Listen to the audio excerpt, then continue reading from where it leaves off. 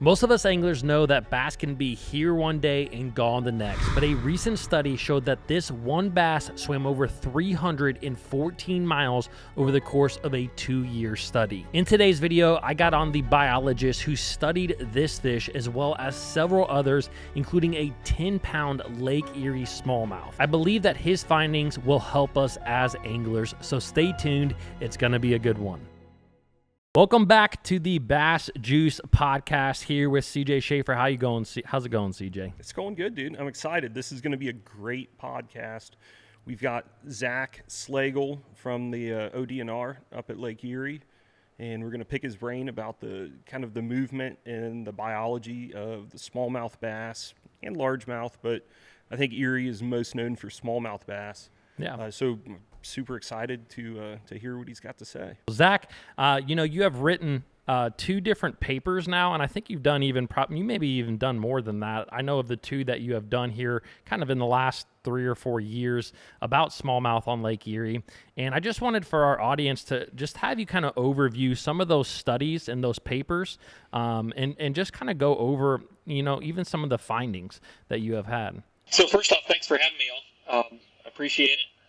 So back in 2018, we tagged a total of 23 smallmouth in the Ohio Bass Federation semifinal that was held out of Sandusky, Ohio. So it's on Lake Erie, but in Sandusky Bay, which is a pretty big bay on Lake Erie. And when I say tagging, we're putting external tags that you can see on them, but we're also surgically implanting these transmitters into them that emit ultrasonic sounds that are unique to that tag. Mm-hmm.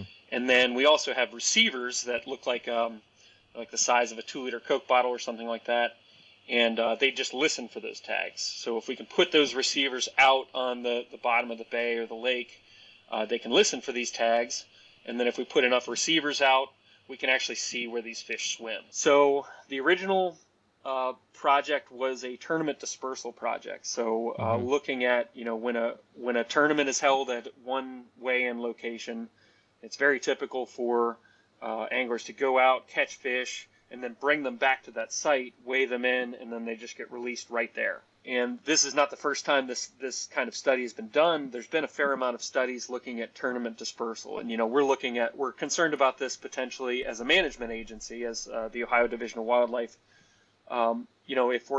If those fish can actually move away from the tournament release site, which you would think that they would, but if they're concentrated there, then they might be subject to higher fishing pressure, greater fishing mortality, that kind of thing, or suboptimal habitat. And then we also wanted to see if they could make it back out into the main lake. The main lake from Sandusky is about a 7-mile shot, and then it's even further to make it out into their capture habitats out at the Bass Islands and Kelly's Island and that kind of thing. And previous tournament studies had shown that they're kind of all over the place. Sometimes these fish are dispersing from the release site very rapidly within a few days, and sometimes they're sitting there for a month or more within a third of a mile of the release site. We actually got capture locations from the anglers. The anglers are very generous in sharing approximate places where they caught fish. Yeah. And we saw that they were moved an average of 15 miles and up to 30 miles from their capture sites to Sandusky Bay. And then after the fish were released, we tracked a total of 19 of them. Of those 19, they all ended up dispersing from the immediate area of Shelby Street boat ramp where they were released. And that took an average of 2 weeks or so. So they hung out around the boat ramp for a little while. Okay. And then we also looked at their movement within the bay or out to the main lake. And we found that about 60% of the fish made it back into the main lake. And that took an average of 21 days or 3 weeks. Okay. So that was an encouraging sign. Some of these fish are at least able to make it back out in the main lake. But after 2 months, we saw that 40% of those fish had not made it back out there. They were either milling around in the bay or they had kind of taken off in a direction that wasn't taking them towards the main lake. So about 40%, you said, just basically stayed in Erie or in the bay itself. Yes. As far as, us managing the fishery that's a little bit concerning potentially, because if those fish can't make it back out to their capture locations in the Bass Islands, then we might be functionally harvesting them. Even though we're doing catch and release, and the tournament guys are taking care of the fish as best they can. If those fish can't make it back there, then if you're looking at the Bass Island population, those fish aren't back there anymore. So the other question with that 40%, I know that you guys don't have like a billion of the, what do you call them, the things that you actually put on the bottom of the lake? The receivers, the yeah. receivers. Acoustic So receivers. you don't have a ton.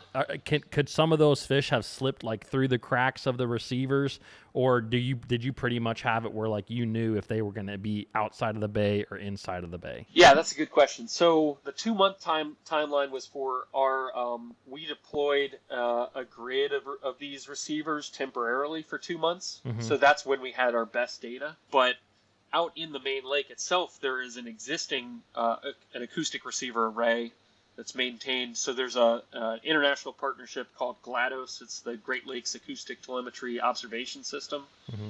And they maintain a network of these receivers that's there's probably 400 receivers live in Lake Erie right now, and all across the Great Lakes too. There's more in the Great Lakes. But so the nice thing about this is that I can tag fish and release them, and then if they go swimming out in the main lake, we can actually see their movement. Interesting. Do you have any data or information as to why the fish are staying in the bay?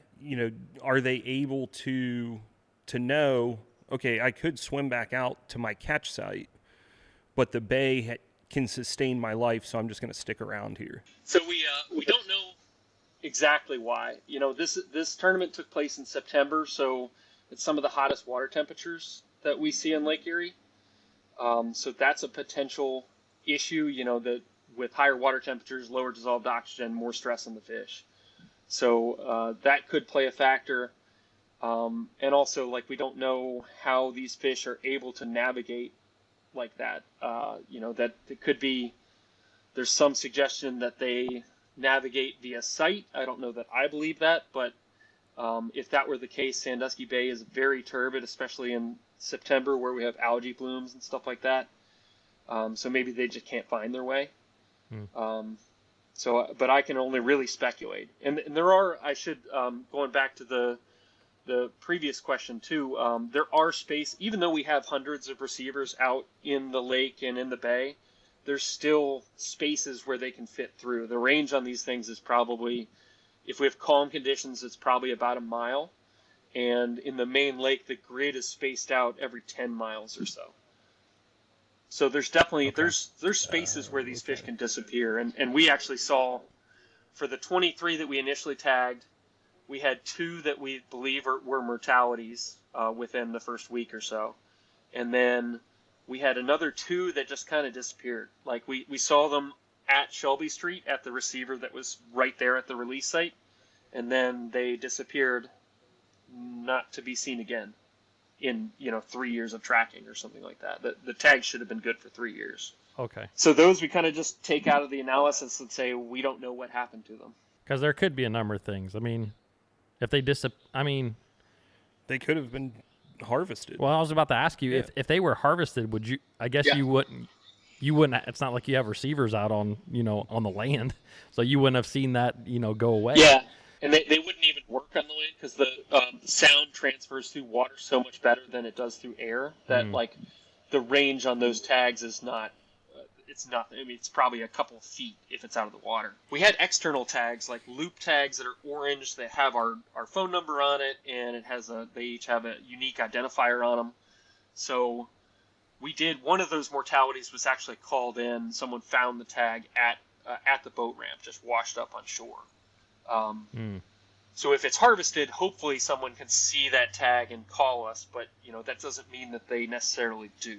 Yeah. There's definitely the possibility where someone just saw it, kept the fish, and just said, "Oh, I'm not calling the DNR." Why would I do that? The interesting thing about some of those statistics that you gave me is that I've done several studies on the channel, and one that they did on Champlain was kind of similar in some of the percentages. I believe that Because they, Lake Champlain is a massive lake as well, and they brought them all back to one bay there as well. And they saw that, I think over the course of a year, I think only 55% of them had left that bay. So a little over half, which, like what you just said, over that 3-month period, 40% either stayed in the bay or, like we said, potentially maybe was harvested. So it's interesting to see how, even though they're different fisheries, vastly different, how some of those percentages are the same, and how also there's so many tournaments across the nation where you see guys that are winning tournaments right by the boat ramp.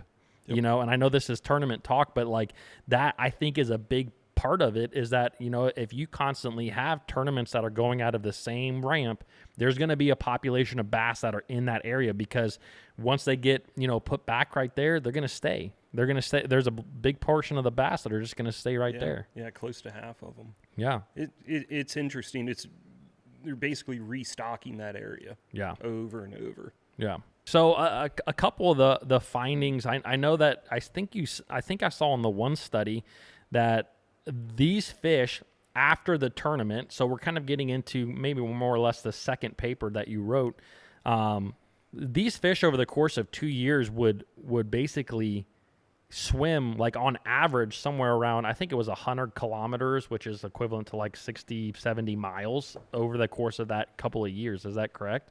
Yeah, and that's so part of the reason, that initial study was partially to look at tournament dispersal, but also we were hoping that this would act as sort of a pilot study, like initial work to get more tagging out there, and the initial work being, can the fish that we tag here in Sandusky be tracked out on the main lake using just the existing acoustic array. So we did end up seeing, so the tags are good for about 3 years or so. We ended up tracking a total of 8 of the original 23 fish out on the main lake array. And those fish ended up making some pretty big movements. Yeah, so we saw, annual movements of each year around 60 or 70 miles, like you're saying, and total movements over the course of 2 years of up to, 200 plus miles. Wow. Which is quite a bit further than we expected to see. Yeah. I noticed, I think you said that one fish, I was reading in the study, had gone 505 kilometers, which is 314 miles over 2 years. 314 miles. That's nuts to me. It's insane, and I wonder what the fish is thinking. Why is it moving that far? Is it because it's just following bait? Is it more of a pelagic fish, more of an open water? Is it more of a bottom fish that feeds on gobies, crawfish? It's so interesting. Yeah, it is, and it definitely. I think that bass fishermen know how much smallmouth move, but when you put it into that terms, like miles and miles, like that's just crazy. No wonder you can find them one day of a tournament, show up the next day, they're gone. Yep. I know that, especially the ones that are out in the main basin of Lake Erie, because those transmitters, the receivers, I guess, because the receivers are so far apart, were you able to tell, like, were there certain paths that any of these fish followed? Would they follow a ridge line? Were you able to see that? Or are you able to just say, hey, they just went in this general direction. They swam over 50 foot of water or 30 foot or whatever? We don't have real fine scale information like that, like a specific ridge or something, but I can tell you that these fish tended to stay closer to like rocky habitat.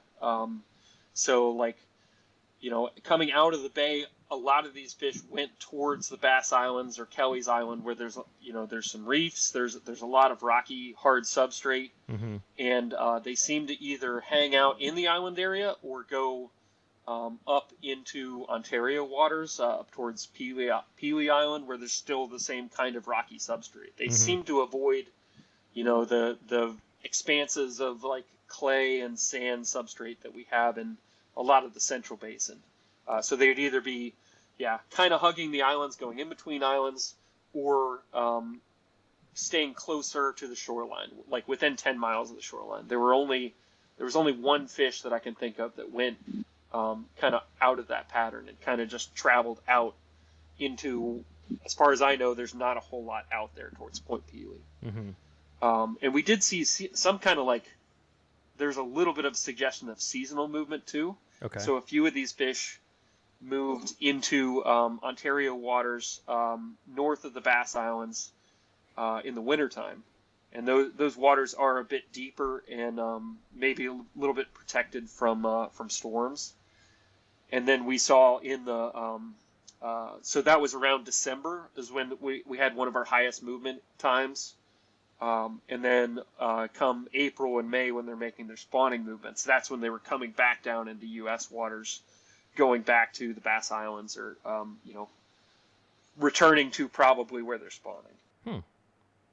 That's incredible. Is it? I'm guessing there's 10, 20, 30 miles between those movements. Is that from Ontario down to the Bass Islands?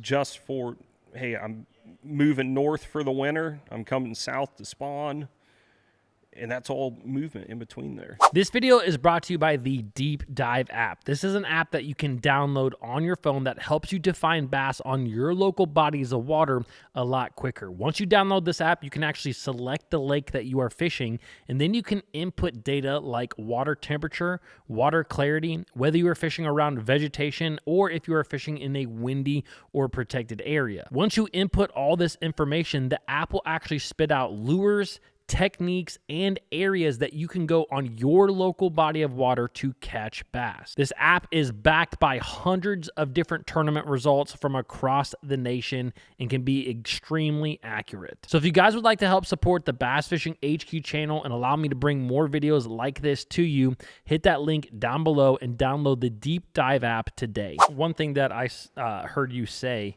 is that you didn't kind of really believe that the fish more or less used their sight as they moved, or maybe not. It's maybe not the biggest factor. What do you think kind of are some of those big factors that kind of help them get back to an area or find a new area? Yeah, so I mean, I think I'll be the first one to tell you. You kind of referenced it earlier. Like, I will tell you what I don't know, because there's plenty that we don't know. Yeah. And I don't know for sure how they navigate for sure. Like, there's a few papers in the literature, a few studies in the scientific literature that have suggested that, maybe they use sight to navigate. Because, like in that one study that you referenced, the fish tended to stick to the shorelines and did not want to go over deep open water.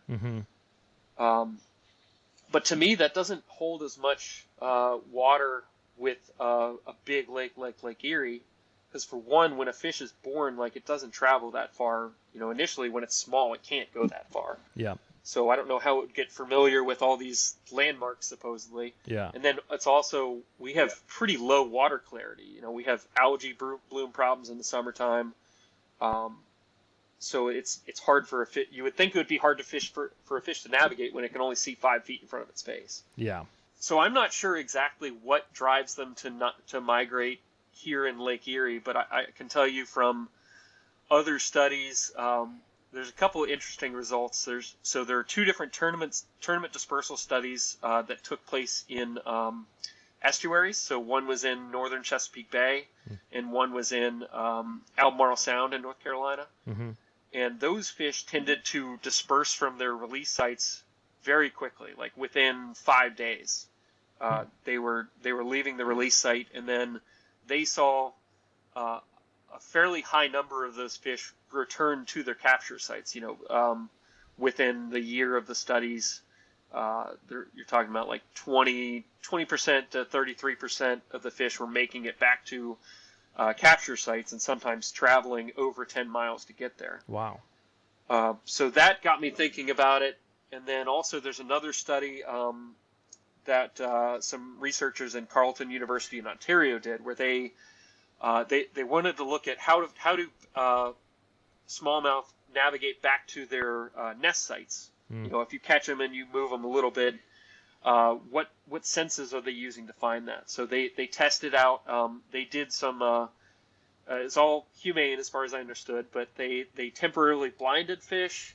They like glued a magnet to their head, and then they put like Vaseline in their nostrils Mm-hmm. to test whether they were navigating via sight, via smell, or via magnetic fields. Mm-hmm. And what they found was that when they blinded their sense of smell, when the bass couldn't smell, it took a significantly longer time for it to navigate back to its nest site. Mm. So those two pieces of information have me thinking, like, in the estuaries you have a bunch of rivers coming in that have unique chemical signatures. So and so a bass could probably smell the difference between different rivers because they have different geologies, they have different minerals in the water. So that could help those fish navigate back, and then we could also see, if they're using sense of smell to navigate back to their nest sites, maybe that's helping them to navigate in other situations. Mm. So in Lake Erie, that it makes sense that they wouldn't, for example, go up the Sandusky River, which we didn't see any of our fish do because that's not home to them. It seemed like they navigated back to the main lake, and some of them potentially back to their capture sites, maybe via that. But that's just my kind of like harebrained theory from reading a bunch of journal articles. Yeah. No, and that makes perfect sense. I actually did a video on that study you were talking about, with using their sense to navigate back to nest, and it makes sense, like you're saying, with estuaries. Like if there's a different creek or river that they kind of call home coming in, it is going to have those different, like you said, chemicals or even I guess maybe proteins or whatever that they can smell, and that they can navigate to. So that's just super interesting to me. I think have there been any studies on do fish return to their nesting site annually? Yes. Nesting sites, yes, for sure. There's a couple of papers that have looked at that, and they do tend to return, it's like 90 or 95% of fish return to the same sites to nest every year. Wow. Or, same site meaning like within 80 meters of its previous site. Mm-hmm. Wow. So I wonder if the fish's annual movements, whether it's moving north to Ontario for winter, come back down south for spawn, circle around the Bass Islands, go up to Pelee, does the fish do that every single year? Or are there outside factors like, is it following between the spawn and winter, is it following bait fish around? And then it's eventually going to make its way back to its wintering hole, back to its spawning site, and then do the whole cycle again. It just doesn't know where it's going to go in between those two seasons. Yeah. Huh. That's interesting. Were you able to see that fish that swam 300 miles? Did it return back to like its general area or where it spawned the year prior, or were you able to see it at least come back? It didn't see that was probably the most confusing fish because I don't understand its movements. It went back out to the Bass Islands, which is where a lot of the fish were caught. We can't exactly match up capture locations to individual fish because of essentially the tournament weigh-in was too fast, and we just needed a tag fish, and we got mixed up. But so that long distance moving fish went to the Bass Islands, then it went all the way over to Cleveland area, and then from Cleveland it overwintered near Cleveland, and then traveled like half of the Ohio shoreline all the way over to Michigan waters, north of Toledo. And it had not been up there that we had seen.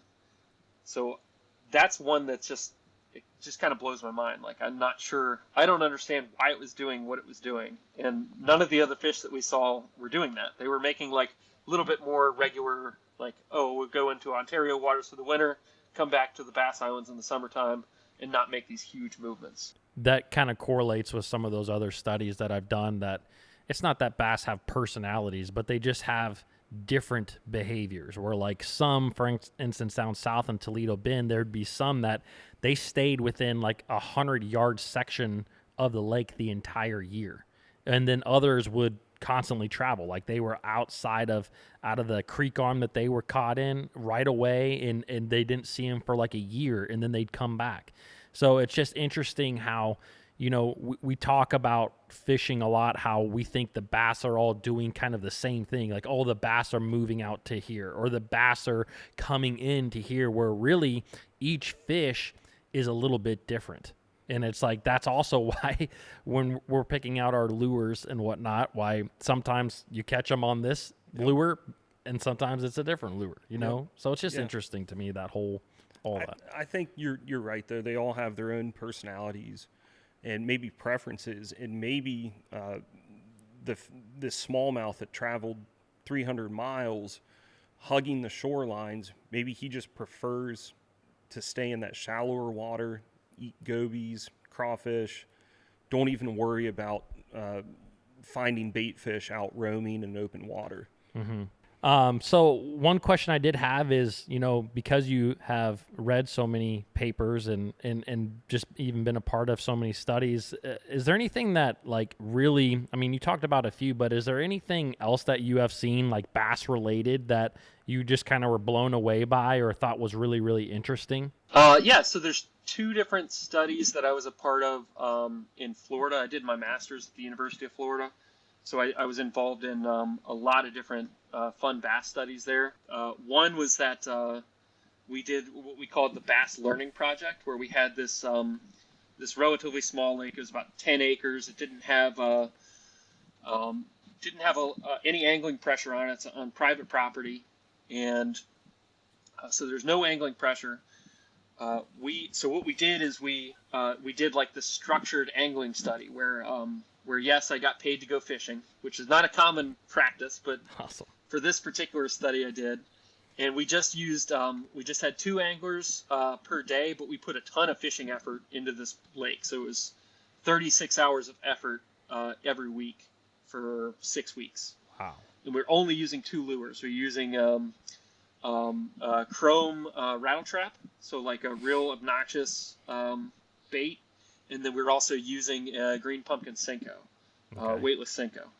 So a little bit more subtle, more passive. And what we found is that in that first week, we caught the hell out of them. Fish, we caught 2 bass per hour or something like that on both of the lures. But as the weeks progressed, they very quickly learned that the chrome rattle trap was not good to bite. So within 2 weeks or something like that, we were catching maybe 1 fish a day, 1 fish in 6 hours on the rattle trap. Whereas the Senko, they learned that one a lot slower. We did see a decline in the catch rate for the Senkos, but it was much more gradual. And even by the end of the study, by the end of 6 weeks, it was a chore to be fishing the rattle trap. When it was your hour to fish the rattle trap, it was just a pain because you knew you weren't going to catch fish, and you'd be slinging that thing and reeling it in, slinging it and reeling it. Whereas the Senko, you could actually have some hope that you were going to catch a fish. Huh.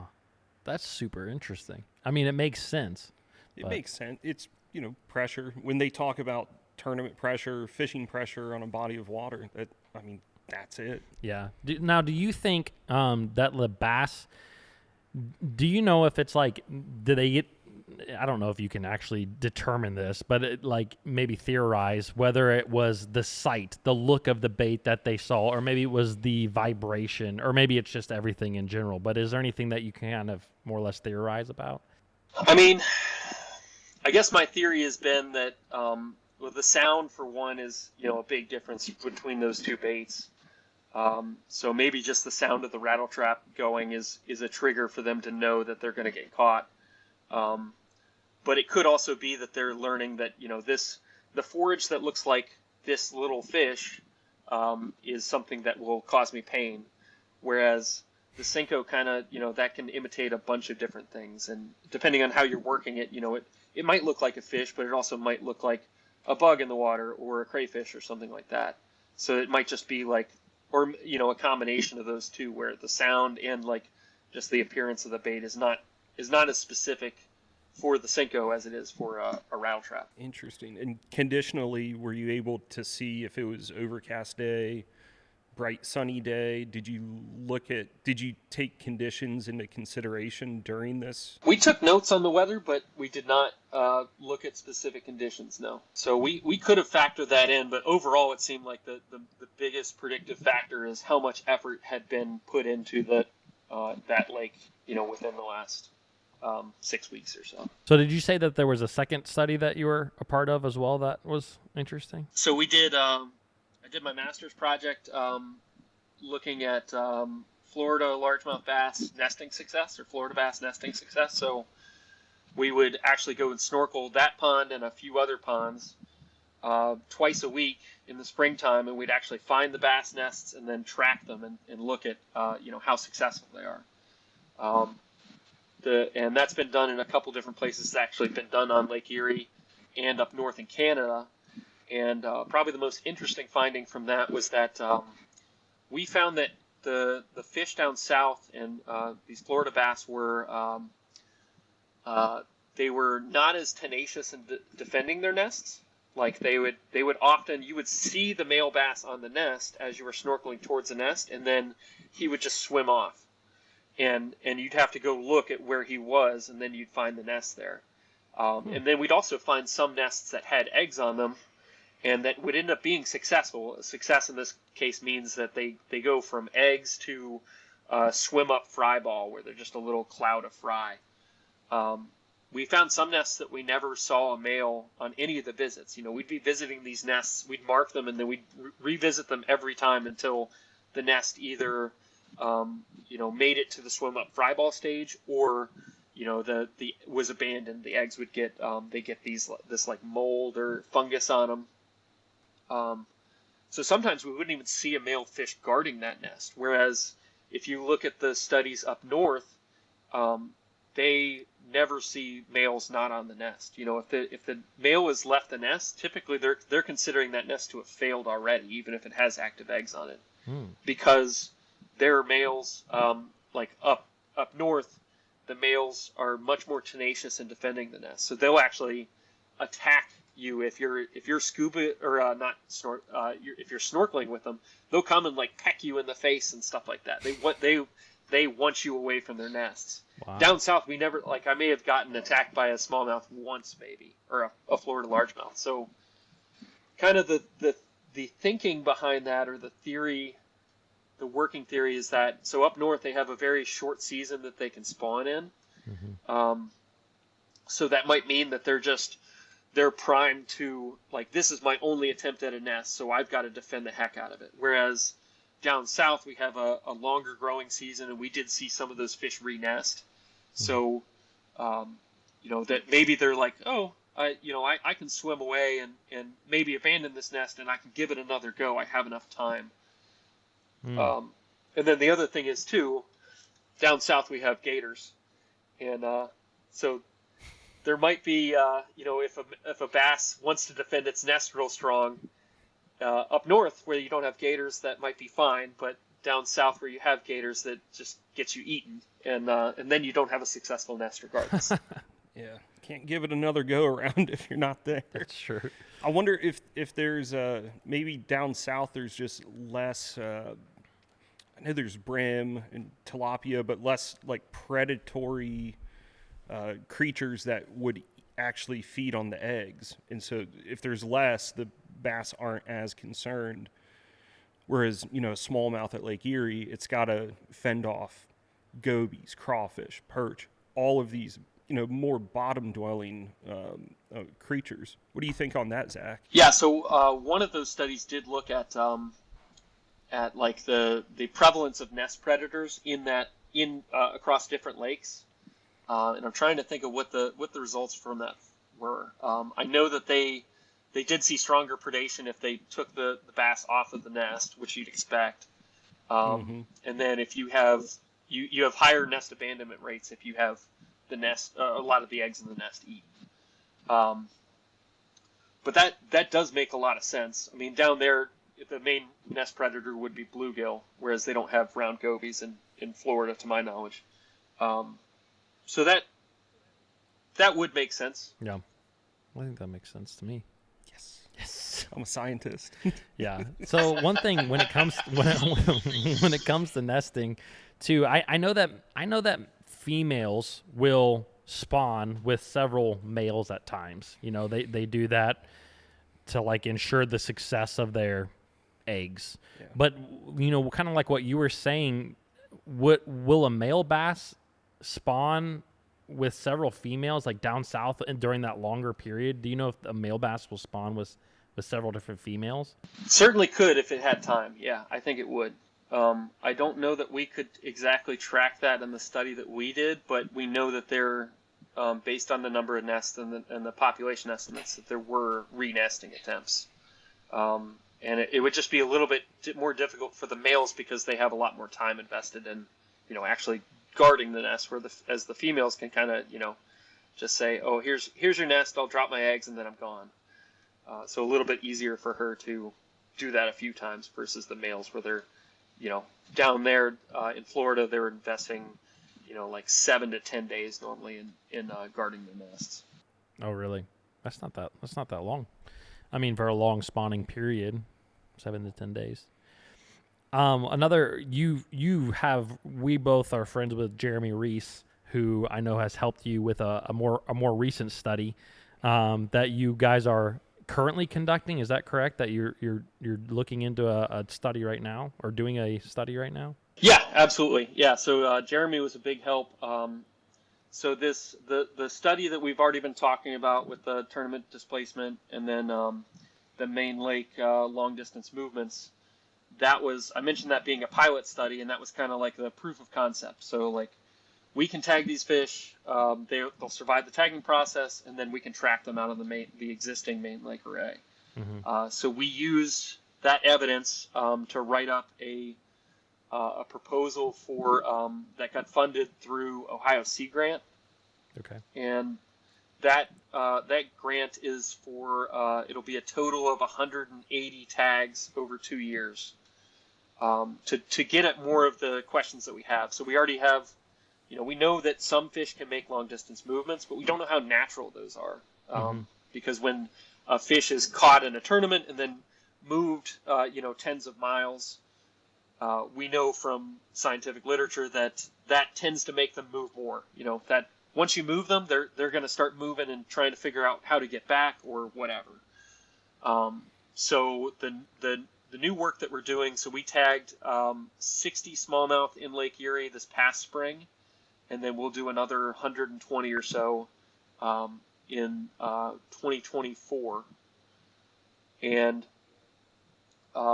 so what we're going to do is we're going to be able to look at the natural movements of those fish, you know, because we're catching them and then tagging them and releasing them right away. And then we're also comparing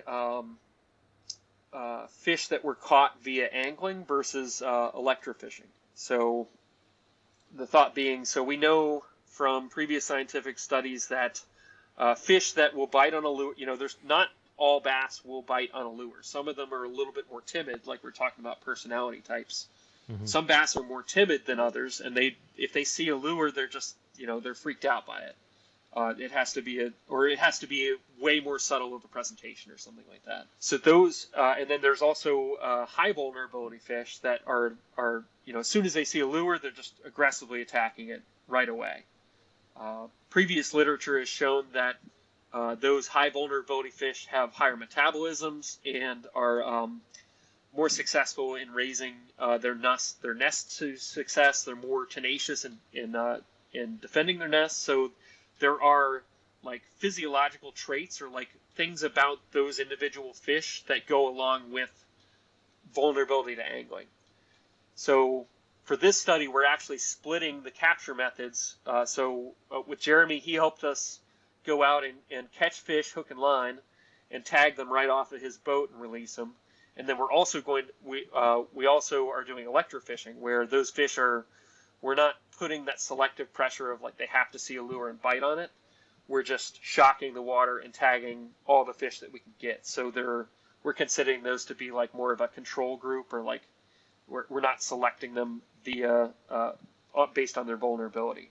Mm-hmm. So we're going to be able to compare the movement rates between those two groups. You know, whether And we're thinking, those high vulnerability fish with higher metabolisms may be the fish that also make the long distance movements. And those fish that aren't highly vulnerable may be the fish that just hang out in the same general area for their whole lives. So when you did that, did you catch fish, rod and reel, and shock fish in the pretty much the same area, or would you just pull up to an area, catch a few over here, then maybe go to a different area and shock that area? So far it's been somewhat different areas. Well, in fact, it's been completely different areas. But next year, when we're doing a lot more tagging, we're going to go back to similar areas. Now, we're kind of limited with the electrofishing because the shocking from the shock boat only goes down to like 9 feet or something like that. So with Jeremy, we were catching fish in 15 to 20 foot of water or something like that. We can't even shock that far down. So we're kind of limited in the depth of the water that we can go, but we are tagging in general areas. So we're trying to split it up. So it's a total of 180 tags. We're trying to split it into 3 groups, each group in a different area. So one group in the Bass Islands, one group around Kelly's Island, and then one group over in Fairport Harbor area. So more like Central Basin where there's no islands, it's deeper and stuff like that.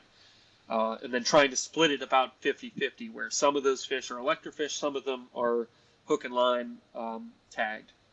And hopefully we're going to be able to compare those two so they're not exactly the same areas, but within a few miles of each other. So hopefully we're getting at the same subpopulations or same groups of fish. And we're doing this during the spawning time too, where they should be segregating into going back to the same areas. So we'll also be able to hopefully look at do these fish spread out? Do they disperse into other areas of the lake? And then do they return to that same spawning area? Are you able to track the age class of the fish as well? So, is a smaller fish more likely to stick around until it grows big enough to where it can go out, swim pelagically, follow bait fish around? Does that make any sense? Yeah, and we are trying to get at we're tagging a variety of sizes for sure. Okay. Anything from down to I think the smallest one we tagged is something like 13 inches. You can't go much below that because then it's the tag itself, which it's like the size and shape and weight of a AA battery. But the smaller the fish gets, the bigger proportion of the weight that transmitter is.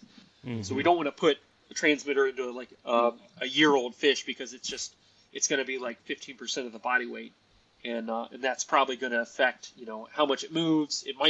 We'd see probably higher mortality and stuff like that. So there is a lower limit around 13, 14 inches that we wouldn't tag below, but we're tagging those 14-inch fish on up to, we tagged a few 20-inch fish. So it's some 4 and 5 pounders as well. Those must have been electrofish. There's no way Jeremy's catching those.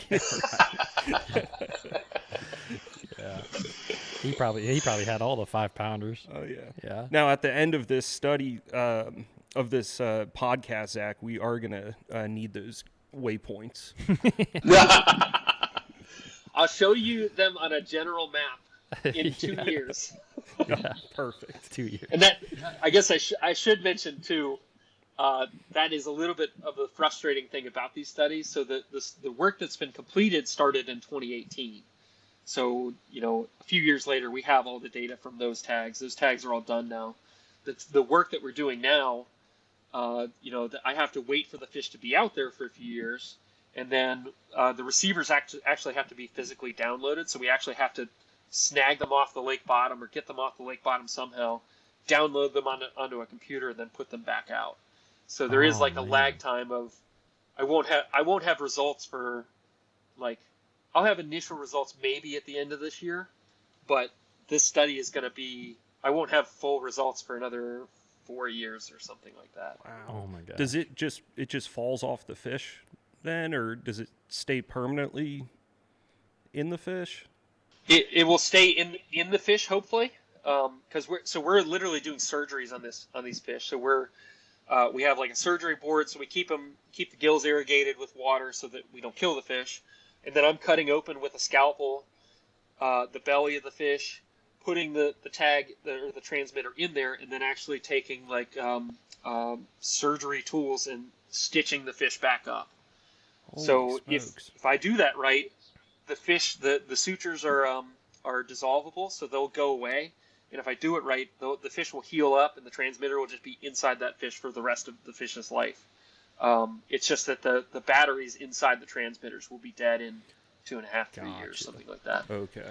So and then he was talking about the receivers that are on the bottom of the lake. He has to grab those in order to get the data. Okay. Yeah, which is interesting. That's got to be a task, because you said there were only like 2-liter bottle. So, wow. Yeah. So there's a couple different ways we do that. There's the way that we do it in the shallower areas of the lake, like the western basin where the max water depth is like 30 feet or so. We actually put them on what we call snag lines. So the receiver will be on a concrete anchor with a PVC pipe that we can like bolt the receiver into. And then that will be attached via a line or a steel cable to another anchor so they'll be about 100 feet apart. And then we have waypoints on both of those anchors. And we actually have a big grappling hook that's like 3 foot wide. And so when we want to go take those receivers out, we just go stick this, we drive between the waypoints, throw the grappling hook out, and then hopefully we snag that line, and then we can pull it on board and download it. And then do you replace it in the same area? Yeah, the receiver would go, we'd actually, a lot of times we just switch it out with one that has a fresh battery, because the receivers have batteries in them too, so we have to switch out the battery, download the data, and then we'll redeploy a lot of times right away. And then the other way we do it is some of the anchors actually have a special like release mechanism where you can send an ultrasonic signal, so it listens for the signal, and you can send a code to it, and it will actually pop off. And then the receiver has floats on it, and it'll float to the surface, so you can just go grab it, download it, and then redeploy it with a new anchor. Wow, that's wild. Yeah. That is so wild. That's fun. That sounds like fun. Get the fish for 6 weeks and get paid for it. That's more than a lot of bass fisher tournament fishermen probably get. You know, that's true. And scuba and snorkel with the gators. Yeah, I don't know about that one. Yeah. But you get to go bob around in Lake Erie and throw giant grappling hooks around. Yeah. I mean, it's got to be a fun job. Yeah, it absolutely is. I'm very fortunate in that I discovered what fisheries science was when I was early on in my career, and very fortunate to have worked a bunch of cool jobs and had a lot of fun while learning a lot and getting to do some cool stuff out in the lake. I had one more question about the study that you're currently doing. I think I saw some pictures just off of your Facebook page where you guys were kind of like up some streams.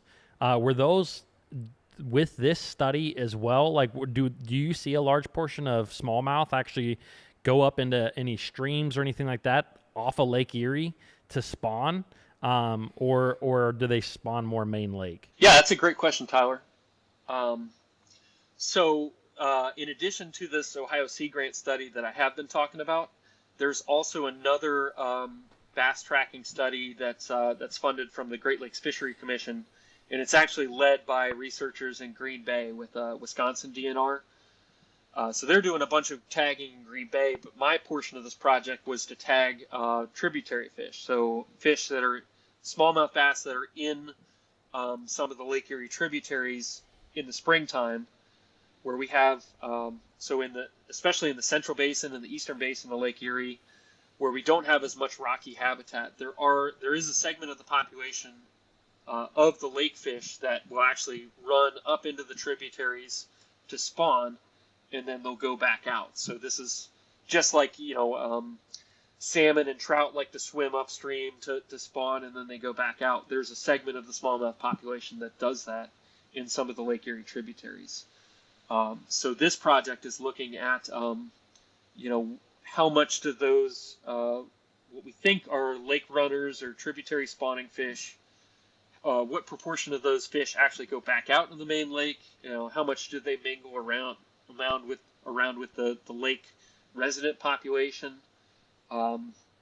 and do they return to the same tributaries to spawn, that kind of thing. So we did get to do those. Are also some electrofished and some angle or hook and line tagged, but we ended up tagging 30 fish in Conneaut Creek over on the far eastern end of Ohio, and then 30 fish in the Grand River.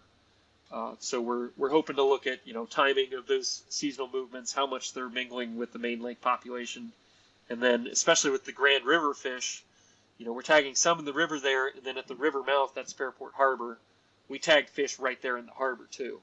So hopefully we'll get to compare and contrast some of those, the spawning movements between I don't know for sure if those are river residents or lake runners. We're just going to have to find out. We have no way of knowing until we get the data in. So. Yeah. So another additional question on that is how far up those tributaries? Obviously, you said in some of the harbors right there, you tagged some. Were you like a mile from the mouth of that tributary, or how far did you guys tag some of these fish? So we did try and spread them out. So some of them were none of them were like a mile in, but the tributary fish were anywhere from like 2 to 3 miles upriver to some of them were about 15 miles upriver. Okay. And we've actually already seen. I had one. So the only data that I have right now are from anglers reporting these captures. So all these fish have that external loop tag.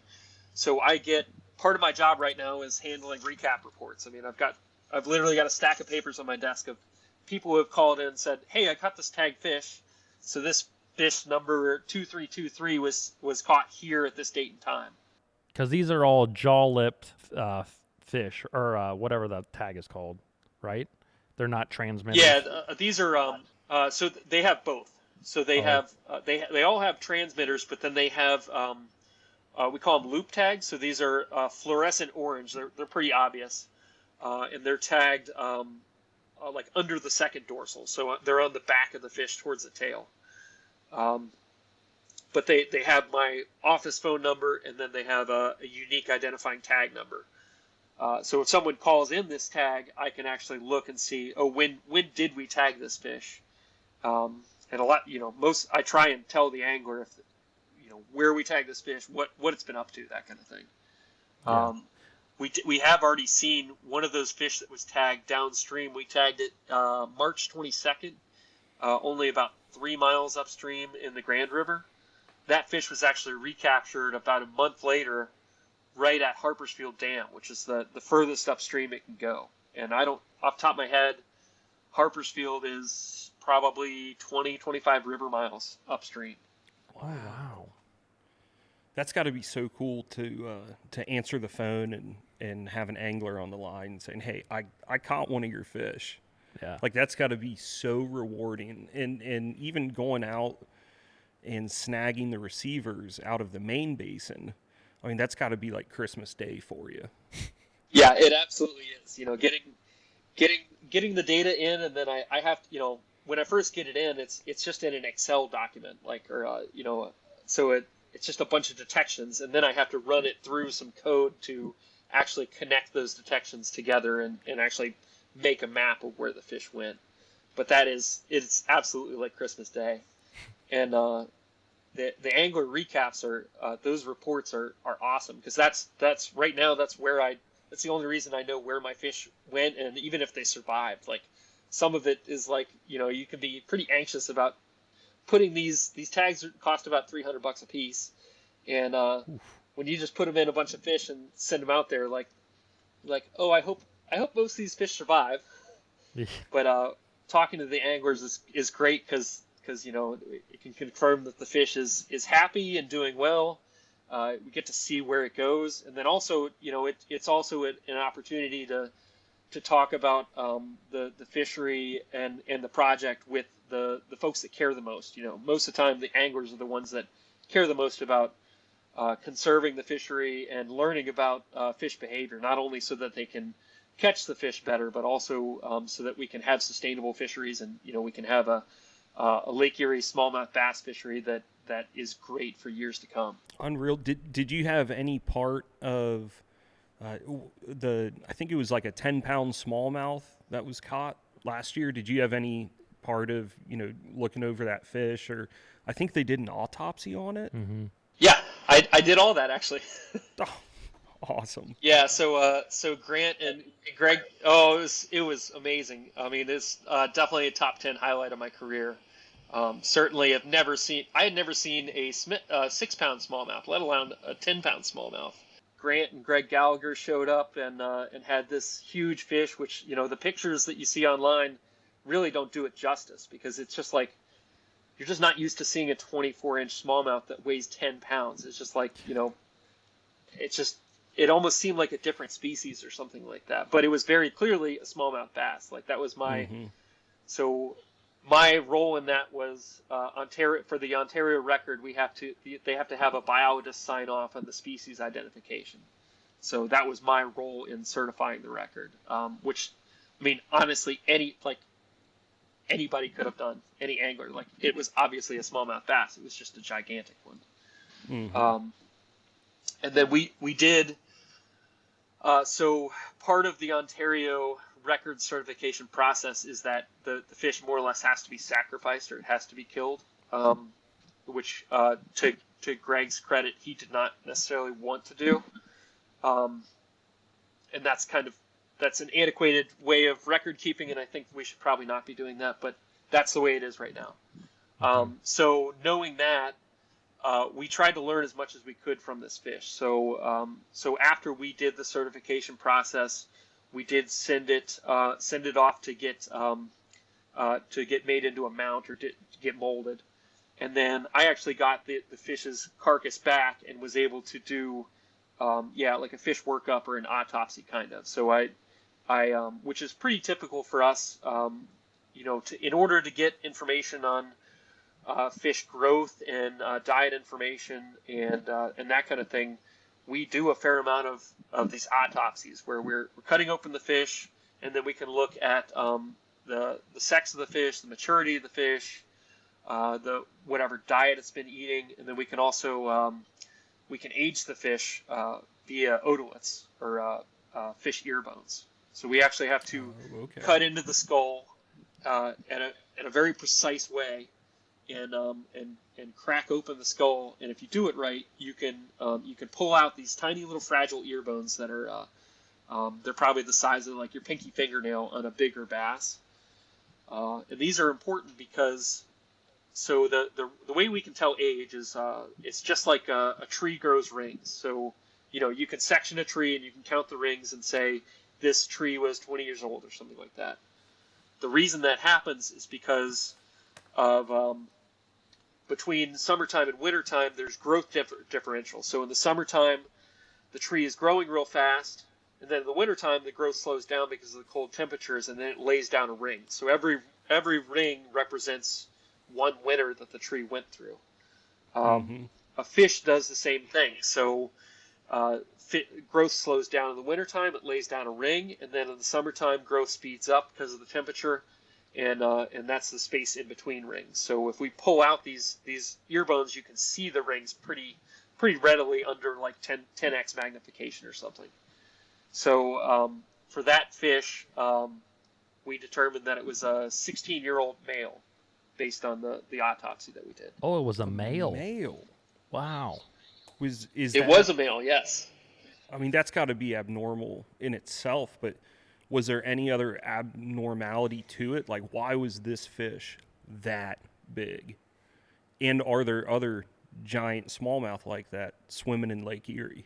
So I don't know why it got that big. That has been a question in my mind as well, and I'm super curious about that. But there wasn't anything out of the ordinary except for it was a gigantic fish. There probably are more big fish like it out there. We don't see them as much in our surveys, like our smallmouth bass gillnet survey. We typically only catch some pretty fat fish, but they're only like up to 5 pounds or something like that. We do not see 6-7 pound fish even commonly on this side of the lake. Those are much more common, like 6 and 7 pound fish are more common in New York waters. But the Ontario record, Greg's fish was, I don't know, fairly abnormal in just the size and the fact that it was out here in the Western Basin. And I don't know, he caught that in the fall, so I'm not sure if that fish was just passing through, trying to make it to an overwintering spot. And this fish probably was not caught in a normal, like, typical tournament destination. It's probably a fish that has kind of more of a unique area that it likes to hang out in. That's not an area that people typically go. It's like this fish was not hanging out around the Bass Islands where there's a ton of angling pressure. And that's more or less my best guess. Yeah, and that's the reason why it got so big. It was 16 years old. It had its own unique personality of, I'm going to stay away from all this stuff. And he probably had to have found some sort of a unique food source, whether it be jumbo perch or, just something a little bit different that maybe kept him out of the way, out of angling pressure. Yeah. I was going to ask you, I know you said that there wasn't like really any other abnormalities of it, but you said that you were able to like kind of see what he was eating. I mean, was it gobies? Was it perch? Was it crawfish? Or so we looked at stomach contents, but I didn't see anything identifiable in there. Okay. So that more or less we called it an empty stomach. But I can tell you from our gillnet survey that we've been doing since 2006, gobies make up anywhere from 70 to 90% of smallmouth diets in the Western Basin of Lake Erie. Wow. We very rarely see anything else. I mean, we don't see many crawfish or like occasional gizzard shad or something like that, but it's almost exclusively gobies. That is crazy how they have just all these northern lakes that have them, how the smallmouth has changed so much. I mean, like the Oneidas, all the lake, the big lakes that have, I mean, these fish have gone from, I think, like a 3 pound average to now it's like you see so many 4s and 5s and 6s. Oh, yeah. And it's got to correlate to the other species in the lakes. I would assume. Think of smallmouth went from feeding on shiners, gizzard shad, all of that to gobies. Now there's more gizzard shad and shiners for walleye to eat and for perch to eat. So have you noticed, I don't know if there's been a study, but on average, the smallmouth are getting larger eating gobies. Are the other predatory fish in the lake also getting larger because they have more of a food source? That's a good question. I don't know. So there are definite papers from like the New York side of Lake Erie that have shown that smallmouth bass growth has increased with the invasion of the gobies. I don't know of any papers that have shown that for other species, but we do see like walleye and lake trout in Lake Erie do eat gobies when they can.